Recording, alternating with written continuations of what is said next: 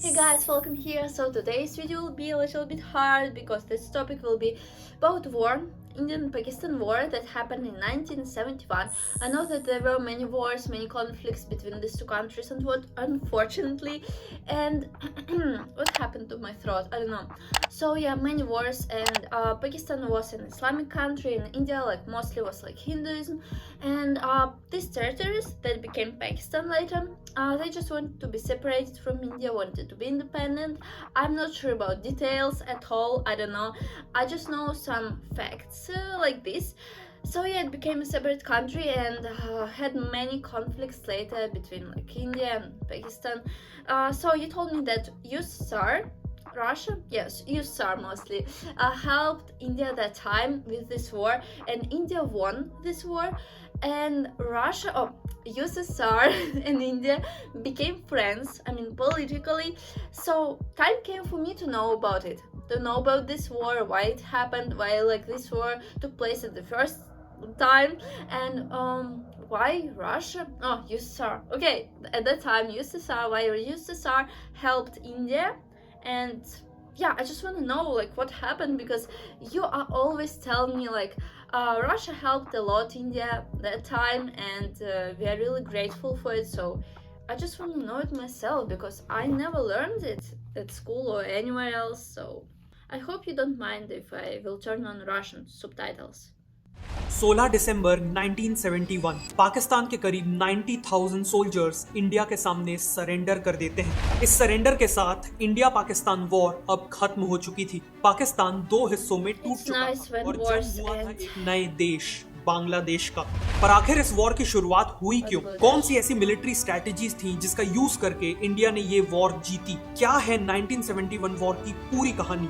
आइए जानते हैं इस वीडियो में। पाकिस्तान का दो हिस्सों में टूटना शायद तभी लिखा जा चुका था जब पाकिस्तान बना था। 1947 में इंडिया के पार्टीशन के बाद पाकिस्तान दो जियोग्राफिकली सेपरेटेड हिस्सों में बना था, वेस्ट पाकिस्तान और ईस्ट पाकिस्तान, जो एक दूसरे से 2000 किलोमीटर दूर थे। ईस्ट पाकिस्तान की पॉपुलेशन एक्चुअली वेस्ट पाकिस्तान से ज्यादा थी, लेकिन पूरी पॉलिटिकल पावर वेस्ट पाकिस्तान में कॉन्सेंट्रेटेड थी। वेस्ट के लोग और पाकिस्तान की गवर्नमेंट शुरुआत से ही ईस्ट पाकिस्तान के लोगों के साथ डिस्क्रिमिनेशन करते थे। कम पॉपुलेशन होने के बावजूद बजट का अप टू 70% हिस्सा वेस्ट पाकिस्तान को मिलता था। ऑल्सो दोनों हिस्सों में मेजॉरिटी लोग तो मुस्लिम थे, लेकिन उनकी लैंग्वेज काफी डिफरेंट थी। जहां वेस्ट में ज्यादातर लोग उर्दू और पंजाबी बोलते थे, वहीं ईस्ट पाकिस्तान के ज्यादातर लोग बंगालीज थे और बंगाली लैंग्वेज ही बोलते थे। लेकिन 1948 में पाकिस्तान गवर्नमेंट ने इन बंगालीज पे उर्दू इम्पोज करने की कोशिश की।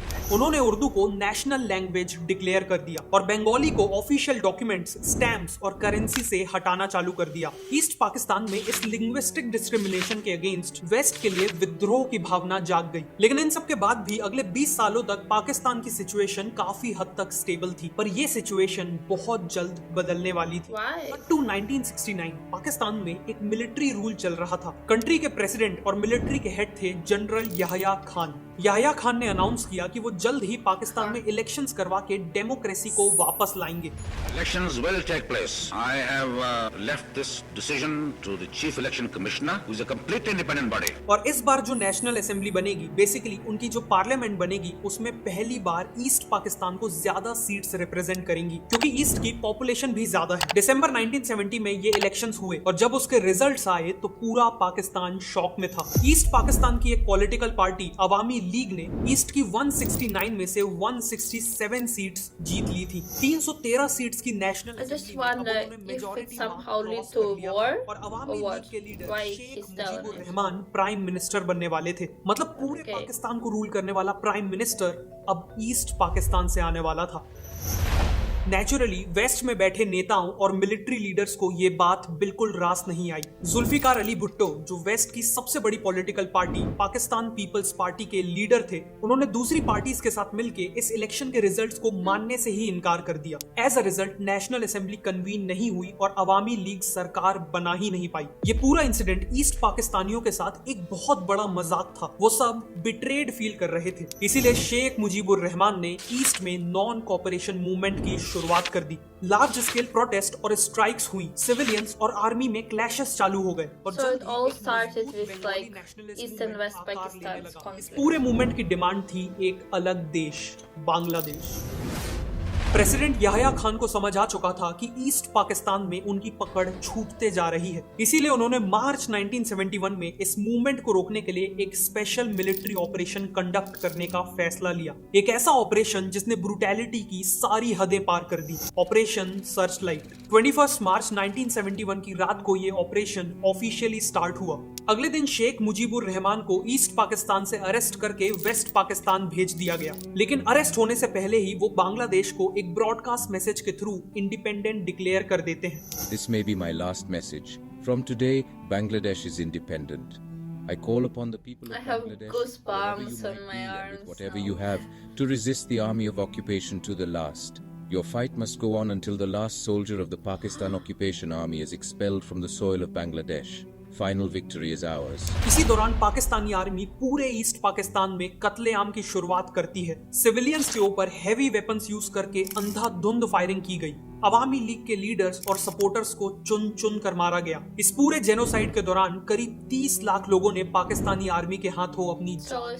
ऑपरेशन सर्चलाइट के जवाब में कुछ सीनियर बंगाली आर्मी ऑफिसर्स ने बंगाली रेजिस्टेंस की शुरुआत की। वो पाकिस्तानी आर्मी से लड़ने के लिए एक सेना बनाने लगे और इस सेना का नाम मुक्ति बाहिनी रखा गया। लेकिन फिलहाल मुक्ति बाहिनी पाकिस्तानी आर्मी के एडवांस्ड वेपनरी के सामने ज्यादा कुछ नहीं कर पा रही थी। इसी दौरान अवामी लीग के कई इंपॉर्टेंट लीडर्स ने बॉर्डर क्रॉस करके इंडिया में एंट्री ली। उन्होंने Indian prime minister Indira Gandhi से मुलाकात की और मदद की गुहार लगाई। पाकिस्तानी आर्मी की ब्रूटैलिटी से बचने के लिए लाखों सिविलियंस भी इंडिया में एज रेफ्यूजीज आने लगे। कुछ ही महीनों में इंडिया में 1 करोड़ से भी ज्यादा रेफ्यूजीज आ चुके थे। इनमें से ज्यादातर लोगों ने वेस्ट बंगाल, त्रिपुरा और असम में रेफ्यूज ली थी। इंडिया ने काफी जेनरसली इन लोगों के लिए अपनी बॉर्डर्स को ओपन कर दिया था, लेकिन रेफ्यूजीज की इतनी बड़ी पॉपुलेशन इंडिया के लिए एक बहुत बड़ा चैलेंज था। इन लोगों का रहना, खाना, मेडिकल केयर और बाकी जरूरतों का पूरा भार इंडिया पे आ पड़ा था। उस समय इंडियन इकोनॉमी इतनी स्ट्रांग नहीं थी, इसीलिए गवर्नमेंट को इंडियंस पे 5 पैसे का रेफ्यूजी टैक्स लगाना पड़ा था, जो लेटर्स भेजते वक्त स्टैम्प खरीदने के लिए देना पड़ता था। लेकिन इसके बावजूद ये बर्डन इतना बड़ा था कि इंडियन इकोनॉमी पूरी तरह कोलैप्स भी हो सकती थी। साथ ही साथ इन रेफ्यूजी कैंप्स और आसपास के एरियाज में लॉ एंड ऑर्डर मेंटेन करना भी बहुत डिफिकल्ट था।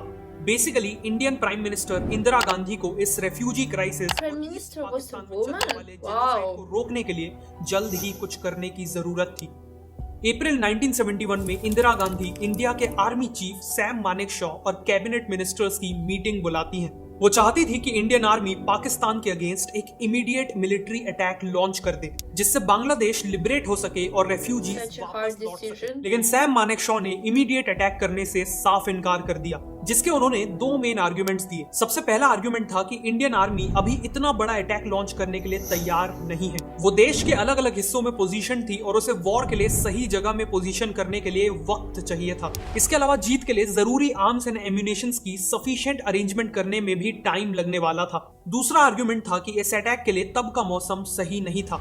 ईस्ट में मई के महीने में मॉनसून का टाइम था, जो वहां के कई एरियाज को दलदल में बदल देने वाला था, जिससे इंडियन आर्मी की मूवमेंट कई गुना स्लो हो जाएगी, डिफेंस कई गुना इफेक्टिव हो जाएगा। साथ ही साथ इस समय बर्फ पिघलने के कारण हिमालय के कई पासेस खुल जाते हैं, जिससे चाइना के लिए इंडिया पे अटैक करना बहुत आसान हो जाएगा। और अल्टीमेटली में मई के महीने में मॉनसून का टाइम था, जो वहां के कई एरियाज को दलदल में बदल देने वाला था, जिससे इंडियन आर्मी की मूवमेंट कई गुना स्लो हो जाएगी और पाकिस्तान का डिफेंस कई गुना इफेक्टिव हो जाएगा। साथ ही साथ इस समय बर्फ पिघलने के कारण हिमालय के कई पासेस खुल जाते हैं, जिससे चाइना के लिए इंडिया पे अटैक करना बहुत आसान हो जाएगा। और अल्टीमेटली इंडिया को एक 3 फ्रंट वॉर का सामना करना पड़ेगा। सैम मानेकशॉ का ये असेसमेंट इस बात का प्रूफ है कि वो एक ग्रेट मिलिट्री स्ट्रेटेजिस्ट थे। करीब 2500 साल पहले भारत में ऐसे ही एक और स्ट्रेटेजिस्ट हुए थे, चाणक्य, जो वॉर के साथ साथ ओवरऑल लाइफ में भी सक्सेस के सीक्रेट्स जानते थे। अगर आप भी अपनी लाइफ में चाणक्य की विनिंग स्ट्रेटेजी उतार कर सक्सेसफुल बनना चाहते हैं, तो मैं आपको art of winning the Chanakya way bite recommend करूंगा। ये और बाकी सभी बाइट्स हिंदी में अवेलेबल है, लेकिन ये बाइट मतलब सुनो तेजी कर सकते हैं। और 99 की जगह केवल 49 रुपीज में कुकू FM को एक्सेस कर सकते हैं। मैंने put advertisement here because this way he will earn money, so he can make such videos. Always support creators, okay? उन्हें ये भी पता था कि यूएस और चाइना दोनों पाकिस्तान के साथ हैं, और इसीलिए वॉर में जाने से पहले उन्हें किसी भी एक बड़े देश का डिप्लोमेटिक सपोर्ट चाहिए होगा। मीटिंग में डिसाइड होता है कि वॉर में जाने का सबसे सही टाइम बाद करीब लेट नवंबर में होगा। तब तक इंडियन मिलिट्री पूरी तैयारी कर लेगी और इंडियन गवर्नमेंट अपनी डिप्लोमेसी से वर्ल्ड ओपिनियन को पाकिस्तान के खिलाफ करने की कोशिश करेगी, ताकि हो सके तो पाकिस्तान पे इंटरनेशनल प्रेशर बिल्ड हो सके और बिना वॉर के ही बांग्लादेश को आजाद कराया जा सके। 15 मई 1971 को इंडियन आर्मी ने ऑपरेशन जैकपॉट लॉन्च किया, जिसमें उन्होंने खुद अटैक नहीं किया, लेकिन ईस्ट पाकिस्तान की मुक्ति बाहिनी को वेपन्स और ट्रेनिंग्स देने लगे, ताकि वो पाकिस्तानी आर्मी से एक इर्रेगुलर वॉर लड़ सके और उन्हें कमजोर कर सके। इसी दौरान इंडियन फॉरेन मिनिस्टर स्वर्ण सिंह और बाकी कैबिनेट मिनिस्टर्स एक डिप्लोमेटिक कैंपेन लॉन्च करते हैं, जिसमें वो पूरे वर्ल्ड की अलग अलग कंट्रीज में इंडियन डेलीगेशन लेके जाते हैं और वहां की गवर्नमेंट्स को पाकिस्तान पे प्रेशर बिल्ड करने को कहते हैं। यूनाइटेड नेशंस में भी पाकिस्तान के अगेंस्ट एक प्रपोजल रखा जाता है। सभी जगह रेफ्यूजी क्राइसिस के चलते इंडिया को सिंपैथी तो मिलती है, लेकिन कोई भी पाकिस्तान के अगेंस्ट सख्त कदम नहीं उठाता। इवन यूएसए, जो खुद को डेमोक्रेसी का रक्षक बताता है, वो पाकिस्तान को डेमोक्रेसी का मर्डर करने में सपोर्ट कर रहा था। पाकिस्तान यूएसए का क्लोज अलाय तो था ही, साथ में पाकिस्तान यूएसए और चाइना के बीच में डिप्लोमेटिक रिलेशंस बिल्ड करने में एक इंपॉर्टेंट रोल निभा रहा था। इसीलिए यूएस प्रेसिडेंट निक्सन और उनके national security adviser Henry Kissinger Pakistan के अगेंस्ट नहीं जाना चाहते थे। इनफैक्ट वो पाकिस्तान को मिलिट्री और फाइनेंशियल एड तक प्रोवाइड कर रहे थे। इन सब के बीच अगस्त 1971 में इंडिया को एक बड़ी डिप्लोमेटिक जीत हासिल होती है। इंडिया और सोवियत यूनियन ने Indo Soviet treaty of peace, friendship and cooperation sign कर दी। मतलब अब इंडिया या सोवियत यूनियन में से किसी एक पे अटैक होने पर दोनों कंट्रीज मिल के उस दुश्मन से लड़ेंगी। वॉर के दौरान ये ट्रीटी इंडिया के बहुत काम आने वाली थी। नवंबर का महीना आ चुका था और इंडिया को ये रियलाइज हो चुका था कि पाकिस्तान इशू को डिप्लोमेटिकली सॉल्व नहीं किया जा सकता और अब इंडिया के पास केवल एक ऑप्शन था और वो ऑप्शन था वॉर। इंडिया को पता था कि वॉर स्टार्ट होते ही पाकिस्तान उन्हें वेस्टर्न फ्रंट से अटैक करेगा, ताकि इंडिया को 2 फ्रंट वॉर लड़नी पड़े। इसीलिए इंडियन मिलिट्री दोनों ही फ्रंट्स में लड़ाई के लिए तैयार थी। नवंबर के आखिरी हफ्ते में इंदिरा गांधी ने मिलिट्री को अटैक के फाइनल ऑर्डर्स दिए। करीब एक हफ्ते बाद 4 दिसंबर के दिन इंडिया पाकिस्तान पे एक full scale military attack launch करने वाला था। इंडिया की तैयारी देख के पाकिस्तानी प्रेसिडेंट याह्या खान को समझ आ चुका था कि इंडिया किसी भी वक्त ईस्ट पाकिस्तान में अटैक कर सकता है। वो इंडिया को किसी भी हाल में ईस्ट से डिस्ट्रैक्ट करना चाहते थे। इसीलिए उन्होंने पैनिक होकर 3 दिसंबर के दिन ऑपरेशन चंगेज खान लॉन्च कर दिया, जिसमें उन्होंने खुद ही इंडिया पे वेस्ट से अटैक कर दिया। शाम के 5:45 बजे पाकिस्तान के फाइटर जेट्स इंडिया के कई एयरफील्ड्स के ऊपर आ गए। पठानकोट, अमृतसर और आगरा जैसे कई एयर बेसिस पे हेवी बॉम्बिंग हुई। एयरफोर्स में एक सॉर्टी का मतलब होता है टेक ऑफ से लैंडिंग तक एक अटैकिंग ट्रिप। उस दिन पाकिस्तानी एयरफोर्स ने टोटल 50 सॉर्टीज कंडक्ट करी थी, तो करीब 180 बॉम्ब्स गिराए थे। लेकिन इस पूरे अटैक में केवल इंडिया के रनवेज को डैमेज पहुंचा, जिसे इंडियंस ने कुछ ही घंटों में रिपेयर कर लिया। इंदिरा गांधी और बाकी अथॉरिटीज को जब इन अटैक्स के बारे में पता चला तो उन्होंने चैन की सांसें ली। पहले अटैक करके पाकिस्तान ने वॉर का पूरा ब्लेम अपने सर ले लिया था और अब बारी थी इंडिया के जवाब की। रात के 11:15 बजे सैम मानेकशॉ इंदिरा गांधी को ब्रीफ करते हैं और अटैक लॉन्च करने की फॉर्मल परमिशन मांगते हैं। कुछ ही देर बाद इंदिरा गांधी अटैक लॉन्च करने का फाइनल डिसीजन लेती हैं और इसके बाद वो देश को ऑल इंडिया रेडियो के थ्रू एड्रेस करती है। Some hours ago, soon after 5:30 p.m. on the 3rd of December, Pakistan launched a full-scale war against us. Today, the war in Bangladesh has become a war on India. इसी के साथ India officially Bangladesh liberation war का हिस्सा बन जाता है।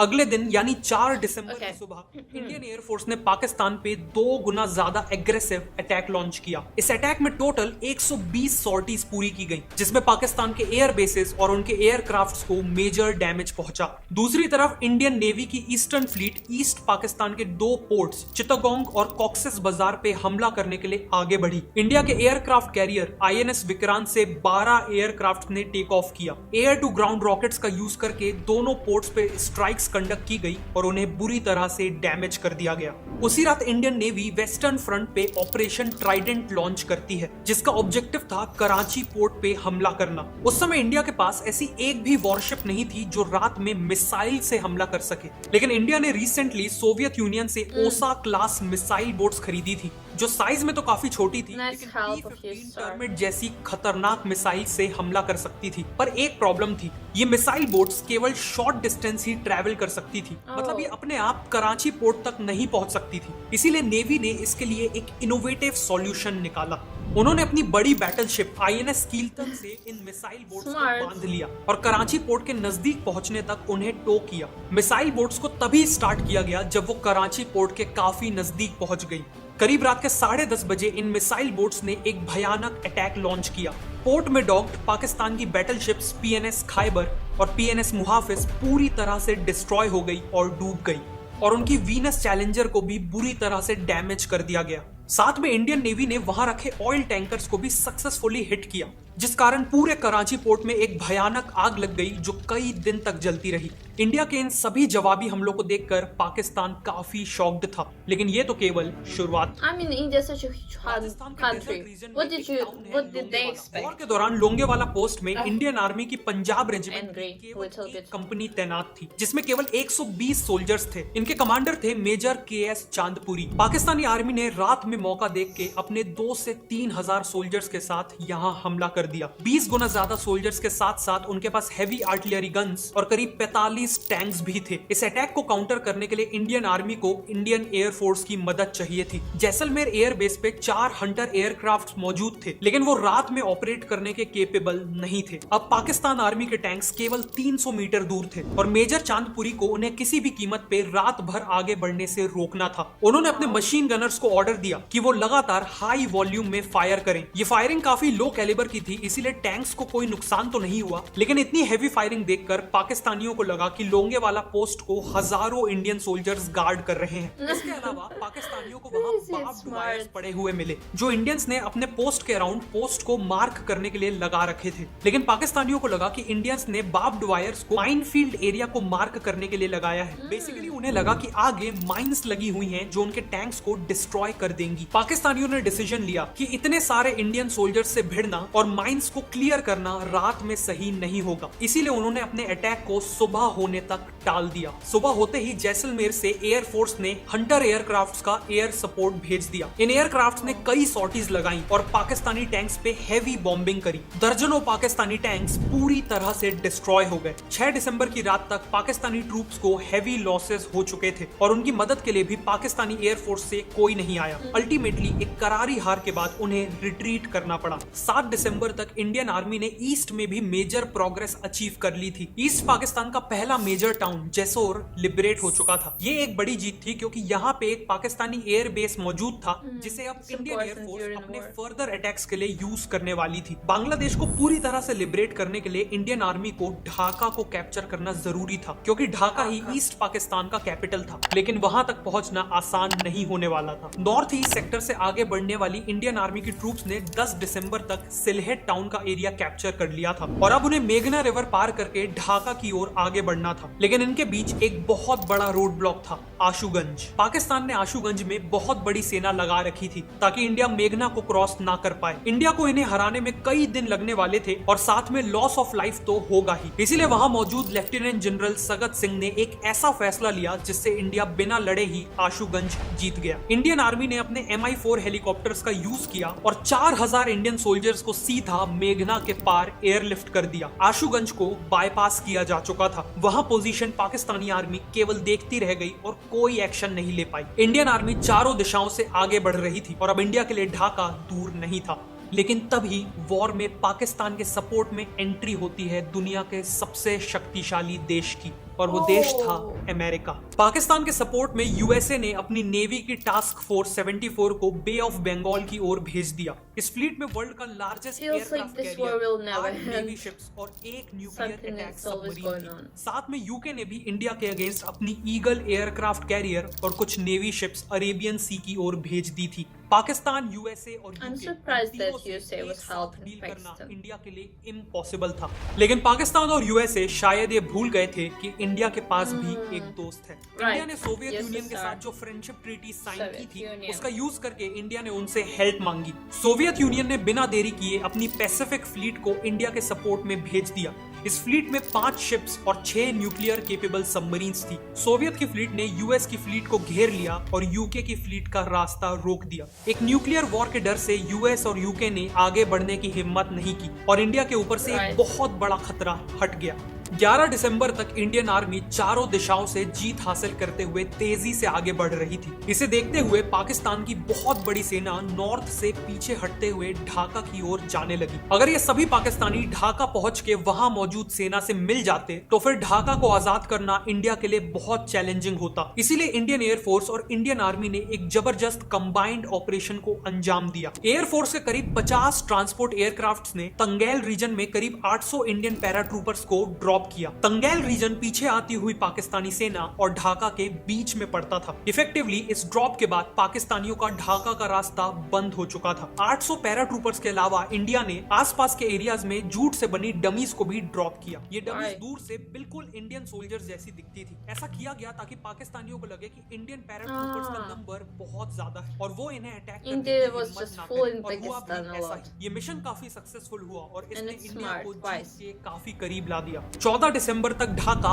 पूरी तरह से घिर चुका था और इंडिया ने पाकिस्तान के सामने सरेंडर की मांग रख दी थी, लेकिन पाकिस्तान ने अभी तक सरेंडर नहीं किया था। ऐसे में इंडियन एयरफोर्स को एक इंटेलिजेंस हाथ लगी, जिसके अकॉर्डिंग ढाका में मौजूद गवर्नमेंट हाउस में ईस्ट पाकिस्तान के गवर्नर एक हाई लेवल मीटिंग करने वाले थे, जिसमें वो वॉर को कंटिन्यू रखने पर डिसीजन लेने वाले थे। लेकिन ये मीटिंग प्लान के हिसाब से नहीं जाने वाली थी। इस मीटिंग के दौरान इंडियन एयरफोर्स ने कुछ ऐसा किया जिसने पाकिस्तान को जड़ से हिला दिया। विंग कमांडर बिश्नोई और उनके साथ 3 और पायलट्स ने अपनी मिग 21 में उड़ान भरी और चलती मीटिंग के दौरान एक जोरदार एयर स्ट्राइक कंडक्ट की। पूरा गवर्नमेंट हाउस धुआं धुआं हो गया। गवर्नर एएम मलिक ने भागकर एक एयर रेड शेल्टर में अपनी जान बचाई और कांपते हुए हाथों से अपना रेजिग्नेशन लिखने लगे। गवर्नर के रेजिग्नेशन के साथ ईस्ट पाकिस्तान में पाकिस्तानी गवर्नमेंट की बैकबोन अब टूट चुकी थी। 15 दिसंबर तक पाकिस्तानी सोल्जर्स ने अंदर से हार मान ली थी। इंडियन आर्मी का ढाका पे कब्जा हो चुका था और इंडियन नेवी ने समुद्री रास्ता भी ब्लॉक कर दिया था। बेसिकली पाकिस्तानियों के एस्केप का कोई चांस नहीं था। पाकिस्तानी सोल्जर्स अपनी जान बचाने के लिए ढाका यूनिवर्सिटी और बाकी बिल्डिंग्स में छिपे हुए थे। इस दौरान सैम मानेकशॉ ने पाकिस्तानी ट्रूप्स और पाकिस्तान की eastern army commander general Niazi को मैसेजेस ब्रॉडकास्ट किए, जिसमें उन्होंने पाकिस्तान के अनकंडीशनल सरेंडर की मांग रखी। इन मैसेजेस से पाकिस्तानियों का मोराल पूरी तरह से टूट गया। मेजर जनरल जेकब, जो इंडियन आर्मी के ईस्टर्न कमांड के चीफ ऑफ स्टाफ थे, 16 दिसंबर को उन्हें जनरल नियाजी के पास सरेंडर के नेगोशिएशंस करने के लिए भेजा गया। कई घंटों के इंटेंस नेगोशिएशन के बाद जनरल नियाजी सरेंडर के लिए तैयार हो गए। उसी दिन ढाका के रमना रेस कोर्स में पाकिस्तान की सरेंडर सेरेमनी हुई। सेरेमनी की शुरुआत में पाकिस्तानी आर्मी ने इंडियन कंटिंजेंट को गार्ड ऑफ ऑनर दिया। फिर जनरल नियाजी ने लेफ्टिनेंट जनरल जीएस अरोरा की निगरानी में publicly instrument of surrender sign किया और फाइनली रोते हुए अपने एपेलेट और रिवॉल्वर निकाल के जनरल अरोरा को हैंड ओवर कर दिया। ये एक्ट पूरे पाकिस्तानी आर्मी के सरेंडर को सिंबलाइज करता था। इसी के साथ पाकिस्तान के करीब 93,000 सोल्जर्स इंडिया के सामने सरेंडर कर चुके थे, जो वर्ल्ड वॉर 2 के बाद किसी भी मिलिट्री का सबसे बड़ा सरेंडर था। बांग्लादेश लिबरेशन वॉर अब खत्म हो चुकी थी और बांग्लादेश आजाद हो चुका था। वॉर के बाद इंडिया ने पाकिस्तानी सोल्जर्स को एज प्रिजनर ऑफ वॉर ले लिया और उन्हें जेनेवा कन्वेंशन के अकॉर्डिंग पाकिस्तान भेजने की जिम्मेदारी ली। साथ ही साथ इंडिया ने 1 करोड़ से ज्यादा रेफ्यूजीज के सेफ रिटर्न को फैसिलिटेट किया। अगले कुछ महीनों में शेख मुजीबुर रहमान इंडिपेंडेंट बांग्लादेश के पहले प्रेसिडेंट बने। बांग्लादेश को एक के बाद एक कंट्रीज से इंटरनेशनल रिकॉग्निशन मिलने लगा और फाइनली बांग्लादेश ने इंडिया की मदद से खुद को रीबिल्ड करना भी चालू किया। ये वीडियो एक ट्रिब्यूट है 3000 से ज्यादा उन इंडियन सोल्जर्स को जिन्होंने इस जंग में अपनी शहादत दी और ये ट्रिब्यूट है हमारे देश भारत को, जिसने सभी अपोजिंग कंडीशंस के बाद भी जस्टिस का साथ दिया। आखिर मैं आपको फिर से याद दिलाना चाहता हूँ कि कुकू एफएम को आप मेरे description Okay, so he will just promote himself and his channel and everything now. Emotional video. I mean, yeah, mostly it was about just tales of war. Every day he was just telling so many things, and now I know why this war started, why he was talking about West and East Pakistan for so long, and why like they had conflicts and why it led to the war. And yeah, just Bangladesh wanted to be an independent country and it became an independent country. It separated from Pakistan. I mean, it already was separated like physically but not politically. Oh, such a hard situation, to be honest. And I was surprised that USA supported Pakistan, because USA was always like kind of a democratic country, we can say. Like, I won't say anything about it, but still, why USA always interrupt in other like wars and support someone who is doing really bad? Okay, none of my business. But still. And I was surprised that Prime Minister of India was woman that time, and she was making all of these decisions. I mean, yeah, she was consulting with that guy, but still. And yeah, I never actually watched any video about like war with such details and information about navy and everything, and soldiers and how they attacked, and wow, it's just the whole new world for me. I'm just watching all these like pictures from this video again and trying to revise. And yeah, now I understand why India is supporting Russia a lot, because USSR, like Russia mostly was like in the USSR, but also some other countries, but still mostly Russia. So USSR support, like, so Soviet Union supported India at that time, and it was nice because it was like the almost the only one country that was so powerful that time, that was huge, that had like a lot of resources and could help India really a lot, and it helped and they won. I don't know what would happen if India would lose. Oh, it would really like really badly affect India. And I mean, India already had a lot in its past. I mean, British attacks and everything. So many stuff going on. But wars are always bad. I don't know why people started, but I mean, it's politics and it's hard to understand. So thank you guys for watching this video. Just comment me what do you think about this video. This guy is really gave us information and how he made this video and everything. Oh, I feel more educated now. So yeah, don't forget to like and subscribe, because I was really trying hard to understand it, and oh yeah, history was always hard for me to get the idea of. So yeah, just see you in next videos, and goodbye, have a nice day. And I wish India to never have a war again, just never. It's just horrible, to be honest.